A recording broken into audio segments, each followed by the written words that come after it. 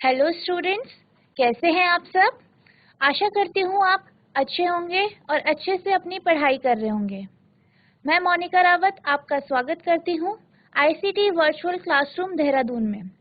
आज हम class 12th का फिजिक्स का चैप्टर मैग्नेटिज्म एंड मैटर का जो हमने लास्ट टॉपिक पढ़ा था डायमैग्नेटिज्म की प्रॉपर्टी, उसको कंटिन्यू करेंगे। हम चलते हैं अपने स्मार्ट बोर्ड की तरफ। स्टूडेंट, हमने लास्ट लेक्चर में मैग्नेटिक ससेप्टिबिलिटी पढ़ा था। उसके बाद हमने मैग्नेटिक प्रॉपर्टी पढ़ा था मटेरियल की, जिसमें हमने intensity of magnetization, magnetic field H, magnetic susceptibility, retentivity और कोएसिविटी को समझा था, जो कि मैग्नेटिक प्रॉपर्टी है मटेरियल की। अब हम उसके बाद हमने टाइप्स ऑफ मैग्नेटिक मटेरियल में प्रॉपर्टीज को पढ़ रहे थे डायमैग्नेटिक मटेरियल की, जिसमें हमने इसकी मोस्टली सारी प्रॉपर्टीज देख ली थी। हम लास्ट टाइम इसकी मैग्नेटिक प्रॉपर्टी, ये वो मैग्नेटिक प्रॉपर्टी देख रहे थे कि जो आपका डायमैग्नेटिक मटेरियल होता है वो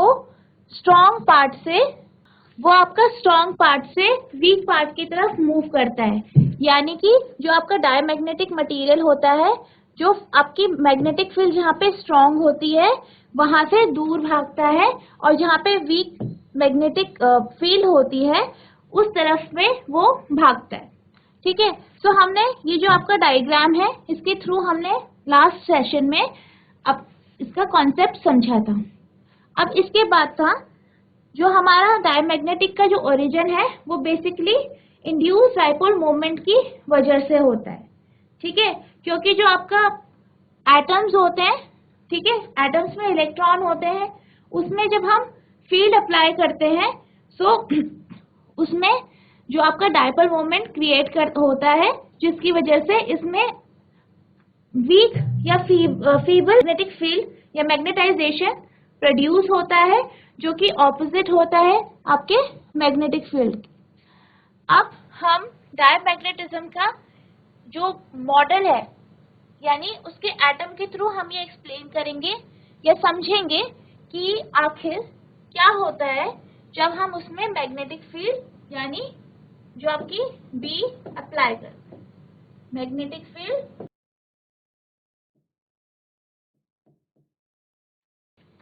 या मैग्नेटिक इंडक्शन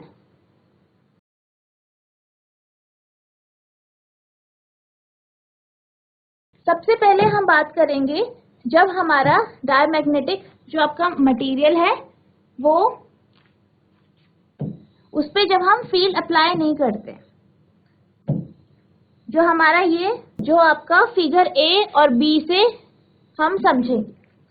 बेसिकली हमने ये समझा था कि जो हमारा डायमैग्नेटिज्म होता, जो डायमैग्नेटिक मटेरियल होता है, जब हम उसे मैग्नेटिक फील्ड में नहीं रखते, यानी वो नॉर्मली रहता है, तो उसमें क्या होता है, उसमें जो मैग्नेटिक मोमेंट होता है वो नहीं होता है, उसका अपना मैग्नेटिक मोमेंट नहीं होता है। लेकिन जब हम उसमें फील्ड्स को अप्लाई करते हैं, यानी हम उस पर मैग्नेटाइजेशन उसको करने की कोशिश करते हैं, उसे बी देते हैं, ठीक है, उसको मैग्नेटिक फील्ड देते हैं, तो जो उसमें मैग्नेटाइजेशन इंड्यूस हो जाता है, जो कि ऑपोजिट होता है किसके, फील्ड के। ठीक है। हमारा जो फर्स्ट है डायग्राम ए, इसमें आप देख सकते हैं कि यहाँ पे एक इलेक्ट्रॉन है, ठीक है, और ये रोटेट कर रहा है। जैसे कि हम जानते हैं कि जो आपका एटम होता है उसके सेंटर में एक पॉजिटिव न्यूक्लियस होता है, ठीक है, और उसके चारों तरफ इलेक्ट्रॉन रिवॉल्व करते हैं। ठीक है, ये हम जानते हैं। यही हम इसके माइक्रो मतलब इसके एटॉमिक लेवल पे जा रहे हैं, और हम ये देख रहे हैं कि जो हमारा इलेक्ट्रॉन है वो मूव कर रहा है आपका पॉजिटिव न्यूक्लियस की तरफ। ठीक है। बेसिकली जब ये मूव कर रहा है तो इसका क्या है, ऑर्बिटल एंगुलर मोमेंटम होगा, इसका कुछ ऑर्बिटल एंगुलर मोमेंटम होगा, जिसे हम जो हम ओमेगा से रिप्रेजेंट कर रहे हैं। अब हम इस वजह से, क्योंकि ये जो आपका इलेक्ट्रॉन है ये मूव कर रहा है अपनी ऑर्बिट में, तो इससे क्या होगा, orbital magnetic dipole moment produce होगा, क्योंकि जो इलेक्ट्रॉन है वो अपने ऑर्बिट में मूव कर रहा है, जिसे हम ml से डिनोट करेंगे, यानी ml। सो जो आपका ml होता है वो बेसिकली क्या होता है, current into area of loop. क्योंकि जो आपका इलेक्ट्रॉन है वो एक ऑर्बिट में मूव कर रहा है, वो ऐसे एक्ट करेगा जैसे कि कोई करंट फ्लो कर रहा है एक राउंड लूप में। सो इसमें जो आपका इलेक्ट्रॉन की वजह से जो आपका ऑर्बिटल मैग्नेटिक डायपोल मोमेंट होगा वो ml होगा, जो कि current into area of loop होगा। हम ये जानते हैं कि जो इलेक्ट्रॉन होता है वो ना सिर्फ, ठीक है, ना सिर्फ अपनी ऑर्बिट में मूव करता है, बल्कि उसकी खुद एक अपनी स्पिन भी होती है, ठीक है। सो जो आपका ये इलेक्ट्रॉन है, जैसे कि आपका इलेक्ट्रॉन है, ठीक है, तो ये इसकी अपनी स्पिन है, यानी ये इस तरीके से अपने आप रोटेट भी करता है, ठीक है, घूमता है, जैसे लट्टू घूमता है उसी तरीके से ये भी, इस पे भी एक स्पिन होती है। सो जो ये स्पिन है इसकी वजह से जो आपका मैग्नेटिक, इस पे एक spin magnetic dipole moment produce होगा, ठीक है, या आप बोल सकते हैं एक स्पिन मैग्नेटिक मोमेंट प्रोड्यूस होगा, ठीक है बच्चों। सो अभी हमने ये समझा कि जो इलेक्ट्रॉन होंगे, जो इस डायमैग्नेटिक मटेरियल के अंदर जो एटम होंगे उसमें जो इलेक्ट्रॉन होंगे उनके पास ml यानी ऑर्बिटल मैग्नेटिक डायपोल मोमेंट होगा, और उन इलेक्ट्रॉन के पास स्पिन मैग्नेटिक मोमेंट होगा। जो आपका ml है यानी मैग्नेटिक डायपोल मोमेंट है, जो ऑर्बिटल मैग्नेटिक डायपोल मोमेंट है, और जो आपका स्पिन मैग्नेटिक मोमेंट है, ये वेक्टर, इसका अगर हम वेक्टर सम करेंगे तो ये इक्विवेलेंट होगा आपके m के, यानी जो आपका मैग्नेटिक मोमेंट है, जो आपका मैग्नेटिक मोमेंट है, ठीक है। लेकिन जो आपका इसमें ml है, ठीक है, और ms है, ये दोनों एक दूसरे को कैंसिल कर देगा। क्या करेगा, कैंसिल कर देगा, जिस कारण इसमें मैग्नेटिक डायपोल मोमेंट नहीं रहेगा, यानी जो ml है वो ms को कैंसिल कर देगा, जो ml है वो ms को, ये जो आपके पास जो ml है और ms है ये दोनों आपस में क्या हो जाएंगे, कैंसिल आउट हो जाएंगे। सो इसमें जो नेट मैग्नेटिक मोमेंट है वो नहीं रहेगा, जो आपका इलेक्ट्रॉन है उसमें। अब हम बात करते हैं कि हमें अब ये पता चला कि हम एक एटम की बात कर रहे हैं तो उसमें ये सब कुछ हो रहा है। सो ये जब एटम में ये हो रहा है मतलब इस एटम में मैग्नेटिक डायपोल मोमेंट नहीं है।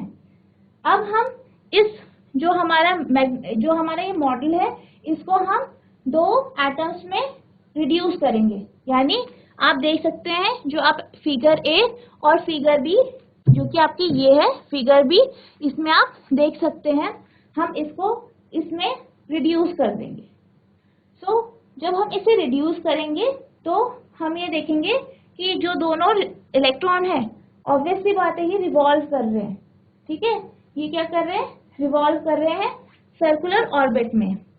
लेकिन जो इनका घूमना है, ठीक है, जो ये रिवॉल्यूशन है या जो ये रिवॉल्व कर रहे हैं, एक का आप देख सकते हैं ये आपका क्या है, एंटी क्लॉकवाइज है, यानी जैसे घड़ी मूव करती है ना, घड़ी घूमती है उसकी उल्टी दिशा में है, और जो आपका ये दूसरा बी वाला है आप ये देख सकते हैं ये आपका क्लॉकवाइज डायरेक्शन में है, यानी उस डायरेक्शन में है जिसमें घड़ी मूव करती है, ठीक है बच्चों। अब हमें ये समझ में आया कि जो हमारा इसका यानी जो इलेक्ट्रॉन का इसमें मोशन है और इस वाले जो दूसरी फिगर है इन दोनों में ऑपोजिट डायरेक्शन में है। ठीक है, सो इससे क्या होगा, ये जो आपका एटम है, ठीक है, इससे भी एक नेट मैग्नेटिक मोमेंट प्रोड्यूस हो रहा है। ठीक है, और इससे भी एक और नेट मैग्नेटिक मोमेंट प्रोड्यूस हो रहा है। क्योंकि ये दोनों ऑपोजिट डायरेक्शन में है तो ये एक दूसरे को क्या कर देंगे, कैंसिल कर देंगे।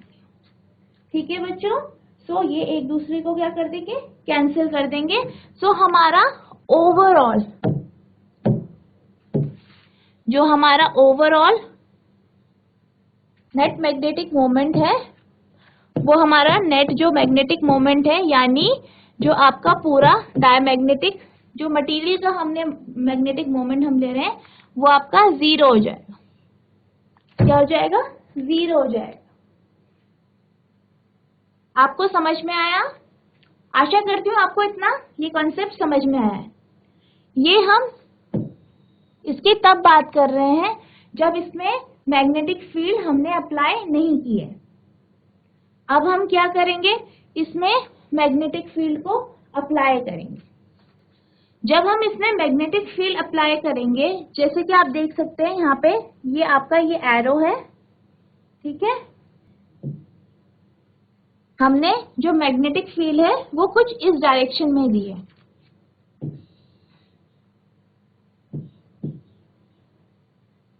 अब हम ये ऑब्जर्व करेंगे कि जो हमने इसमें मैग्नेटिक फील्ड दी है उसका जो आपका इलेक्ट्रॉन का मोशन है या उसका स्पीड जो है उस पर क्या इफेक्ट पड़ेगा। हमने क्या किया, इसके जो आपका ये जो प्लेन है यानी जो आपका ये रोटेशन हो रहा है इसके, ठीक है, परपेंडिकुलर, इसके परपेंडिकुलर डायरेक्शन में हमने इसमें मैग्नेटिक फील्ड दे दी।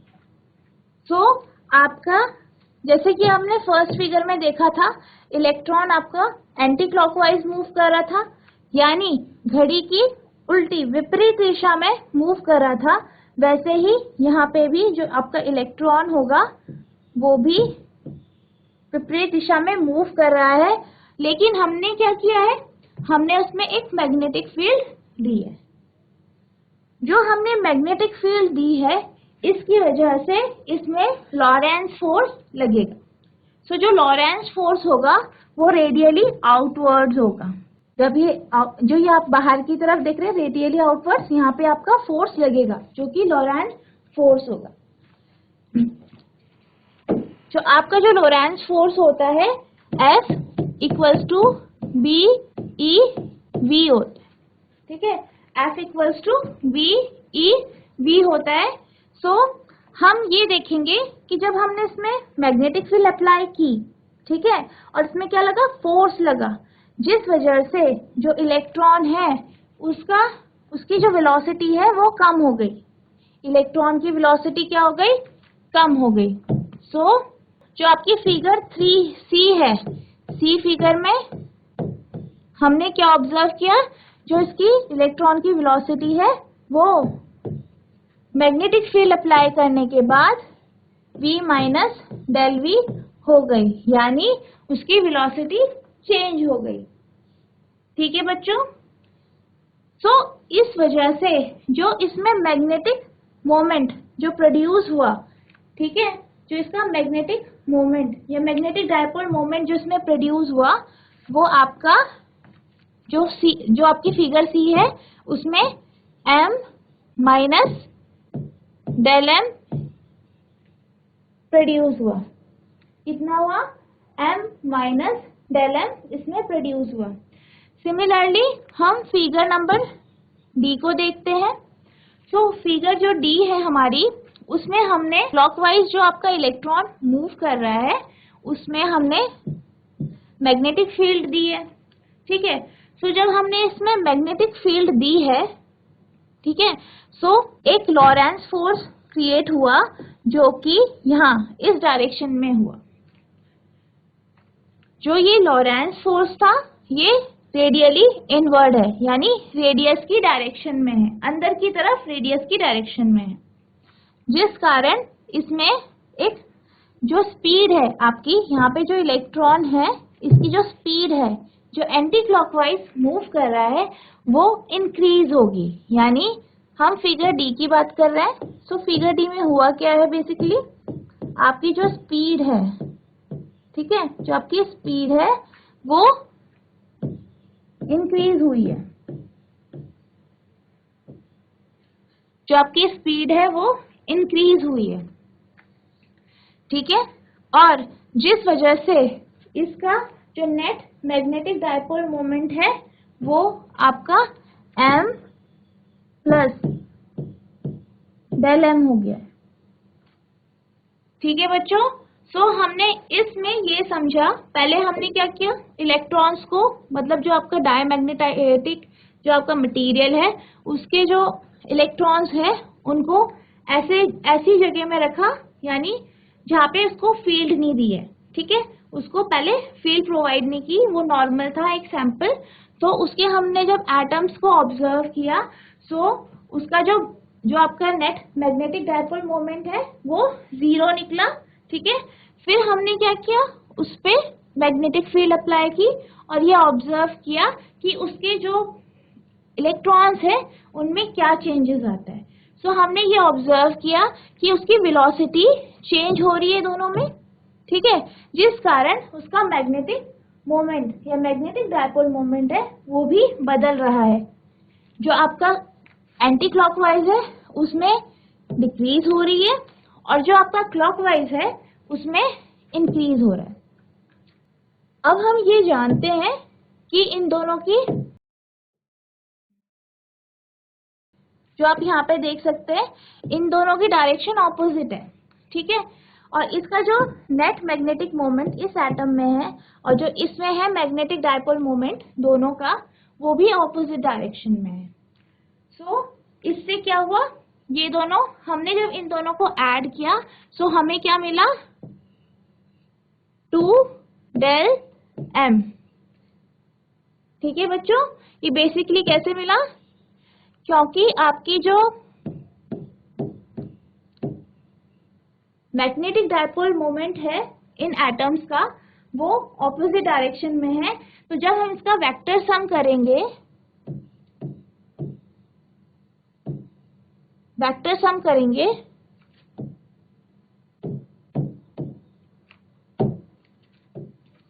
जब हम इसका वेक्टर सम करेंगे तो हमें क्या, ये क्योंकि ऑपोजिट डायरेक्शन में है, ठीक है, सो हम जब वेक्टर सम करेंगे तो इसका वेक्टर सम इस तरीके से होगा।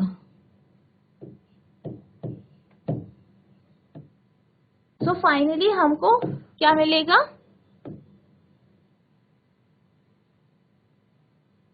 तो हमें मिलेगा m plus del m minus m minus del m, sorry ये प्लस डेल m हो जाएगा। सो आपका m से m कैंसिल हुआ, सो आपके पास क्या मिल गया, 2 डेल m। सो आपको इतना नेट मैग्नेटिक मोमेंट मिला, जो कि बहुत ही कम है क्वांटिटी में। सो इसको हम induced net magnetic dipole moment कहेंगे, ठीक है। सो हमने इसमें ये ऑब्जर्व किया कि जो एटॉमिक लेवल होता है डायमैग्नेटिक मटेरियल का, उसमें नॉर्मली क्या फर्क हो, मतलब क्या उसमें होता है नॉर्मली विदाउट जो आपका मैग्नेटिक फील्ड है, और जब हम उसमें मैग्नेटिक फील्ड अप्लाई करते हैं तो उसमें क्या इफेक्ट पड़ता है। इससे हमने ये ऑब्जर्व किया कि जब हम किसी डायमैग्नेटिक मटेरियल को ऐसे, जब वो फील्ड में नहीं होता है जब वो फील्ड में नहीं होता है तो उस पे किसी भी तरीके की मैग्नेटिक फील्ड नहीं होती है, लेकिन जब हम उसमें फील्ड अप्लाई करते हैं तो उसमें माइन्यूट, बहुत ही कम क्वांटिटी में फैबली वो मैग्नेटाइज हो जाता है, जो कि ऑपोजिट डायरेक्शन होता है मैग्नेटिक फील्ड के।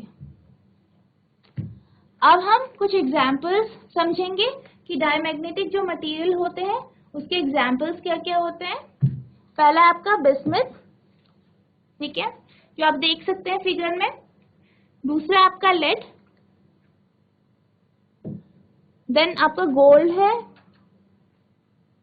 मर्क्यूरी है, ओके, एंटीमनी, कॉपर, वाटर और आपकी इनर्ट गैसेस है, ये सब डायमैग्नेटिक होते हैं।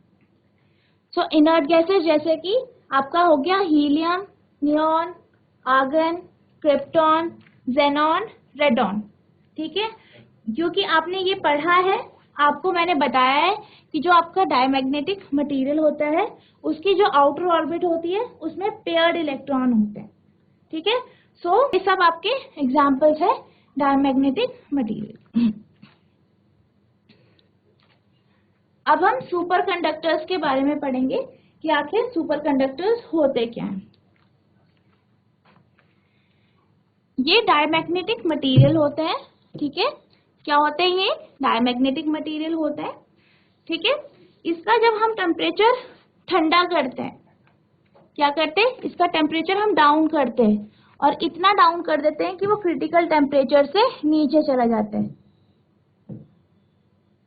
इससे क्रिटिकल टेम्परेचर से नीचे हो जाता है, यानी बहुत ही ज्यादा ठंडा हो जाता है। ठीक है, सो इसमें क्या होता है, तब ये जो आपका सब्सटेंस है, जो आपका डायमैग्नेटिक मटेरियल है, ये क्या देता है उसे? रेजिस्टेंस। ये रेजिस्टेंस प्रोवाइड करता है इलेक्ट्रिक करंट को, यानी ये परफेक्ट कंडक्टर बन जाता है, या ये परफेक्ट कंडक्टिविटी शो करता है, क्योंकि ये एक क्रिटिकल टेम्परेचर के नीचे, जो आपका क्रिटिकल टेम्परेचर है उसके नीचे जो रेजिस्टेंस है वो नहीं देता है।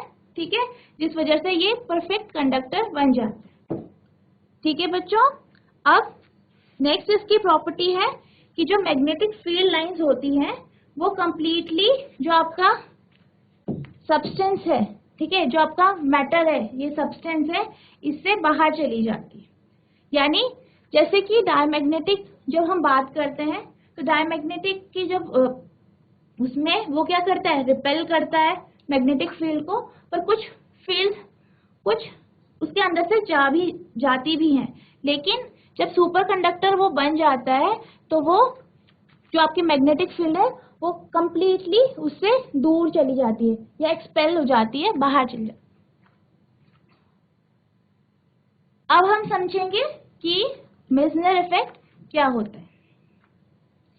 बेसिकली जो आपका डायमैग्नेटिक मटेरियल होता है, ठीक है, उसको हमने ये पढ़ा कि हम एक टेम्परेचर जो कि क्रिटिकल टेम्परेचर होता है उससे जब हम ठंडा कर देते हैं, उससे नीचे उसका टेम्परेचर कर देते हैं, तो वो रेजिस्टेंस नहीं देता है, यानी जो आपका प्रतिरोध नहीं करता है। किसका? जो आपकी इलेक्ट्रिक करंट है, इलेक्ट्रिसिटी है, उसको रेजिस्टेंस नहीं देता है।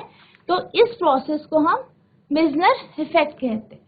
जैसे कि आप फिगर में देख सकते हैं, जब हमारा जो टेम्परेचर है, ठीक है, जो हमारा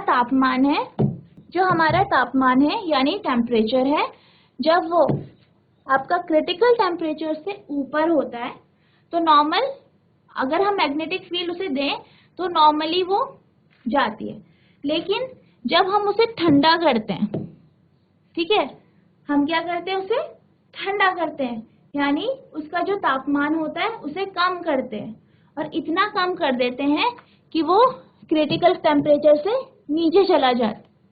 ठीक है, वो क्रिटिकल टेम्परेचर से नीचे चल जाता है, तो वो क्या करता है? वो परफेक्ट कंडक्टिविटी शो करता है, यानी जो आपका B होता है वो इस केस में 0 हो जाता है। जो आपका डायमैग्नेटिक मटेरियल होता है उसमें B जो होता है वो 0 हो जाता है। आई होप आपको इतना समझ में आया होगा।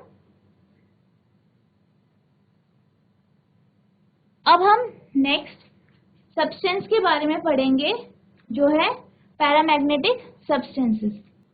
सो अब हम पैरामैग्नेटिक सब्सटेंसेस के बारे में पढ़ेंगे। हम पैरामैग्नेटिक सब्सटेंस के बारे में बात करेंगे। आपके जो पैरामैग्नेटिक सब्सटेंस होते हैं ये वीकली मैग्नेटाइज होते हैं।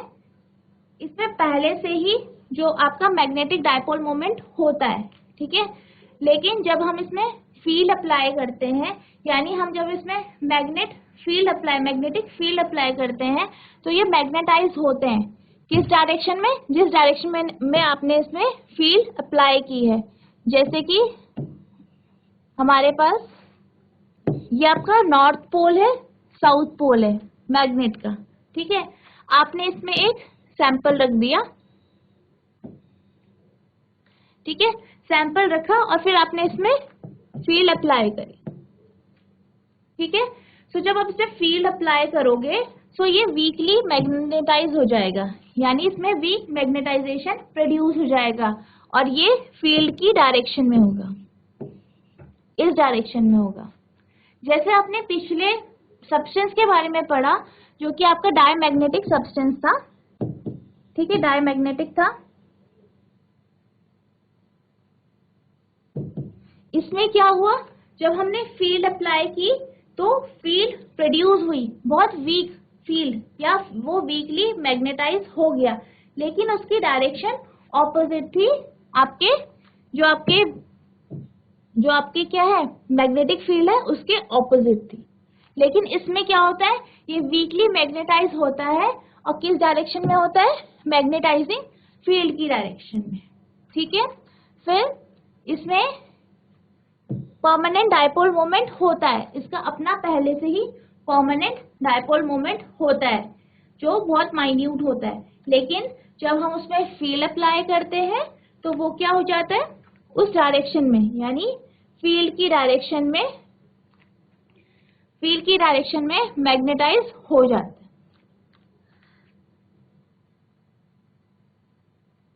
अगर हम इसमें से फील्ड को हटा देते हैं, ठीक है, जब हम इसमें से फील्ड को हटा देते हैं तो जो आपका ये मटेरियल होता है, जो आपका पैरामैग्नेटिक मटेरियल होता है, ये अपनी मैग्नेटाइजेशन को लूज कर देता है। जो इसकी मैग्नेटाइजेशन हमने फील्ड दे के प्रोड्यूस की थी, ठीक है, जैसे आप इस फिगर में देख सकते हैं, हमने मैग्नेटाइजेशन फील्ड दी, सो हमने इसी डायरेक्शन में आपकी इसमें मैग्नेटाइजेशन प्रोड्यूस होगा, ठीक है, इसी डायरेक्शन में।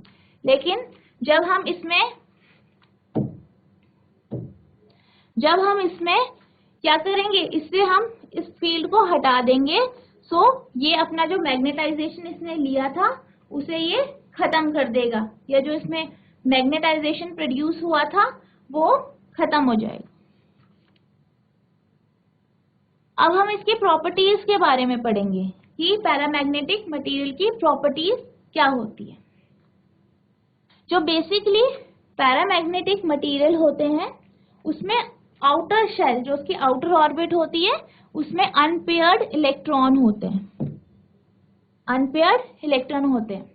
जैसे कि यहाँ पे हम एक एग्जाम्पल लिया है हमने लिथियम का, ठीक है, तो लिथियम का जो एटॉमिक नंबर होता है वो हमारा 3 होता है। लिथियम का जो आपका एटॉमिक नंबर क्या होता है,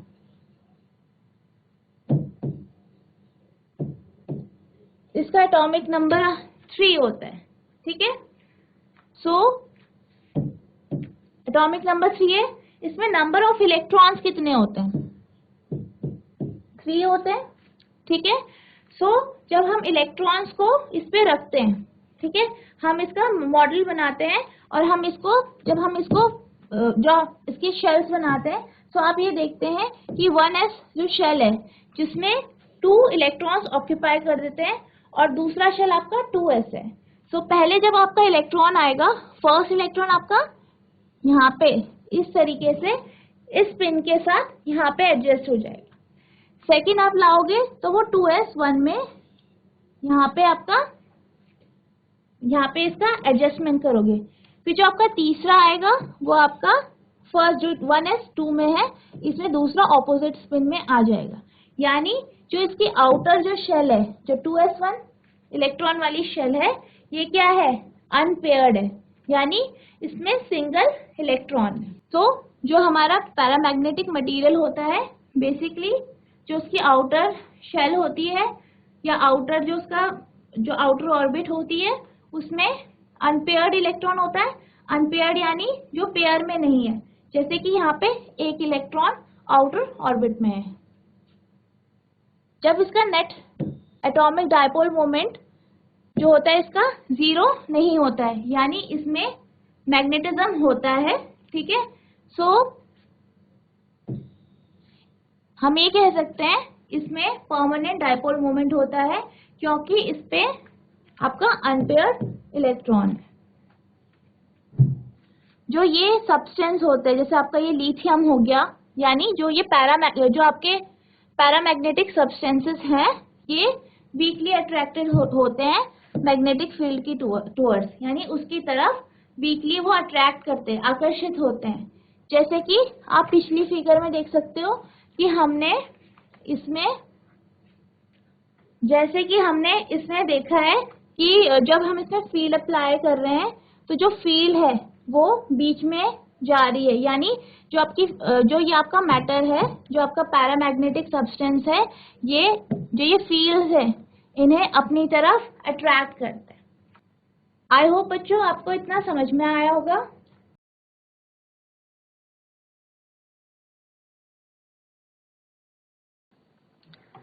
बच्चों, आशा करती हूँ जो मैंने आपको आज पैरामैग्नेटिक सब्सटेंस के बारे में पढ़ाया वो आपको समझ में आया होगा। आप इसको रिवाइज करिए और अच्छे से अपना प्रिपरेशन करें। मिलते हैं नेक्स्ट सेशन में, इसकी आगे की प्रॉपर्टीज के बारे में पढ़ेंगे और फिर आगे के कॉन्सेप्ट समझेंगे। Goodbye and have a nice day.